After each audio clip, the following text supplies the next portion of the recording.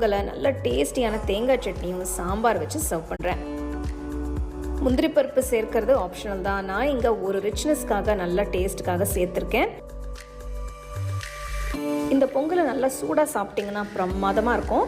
ஆற ஆற கொஞ்சம் கட்டிப்படும். நீங்கள் சாப்பிடும்போது கட்டியாக இருந்த மாதிரி இருந்ததுன்னா கொஞ்சம் சுடு தண்ணி ஊற்றி நல்லா மிக்ஸ் பண்ணிங்கன்னா நல்லா கன்சிஸ்டன்சி கரெக்டாக வந்துடும்.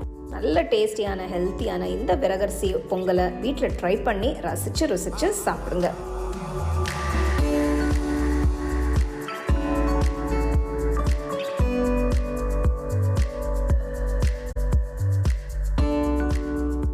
உங்களுக்கு இந்த ரெசிபி பிடிச்சிருந்தா லைக் பண்ணி ஷேர் பண்ணி ஹோம் குக்கிங் தமிழ் சேனலுக்கு சப்ஸ்கிரைப் பண்ணுங்கள். மறக்காமல் பெல் ஐக்கானை கிளிக் பண்ணுங்கள்.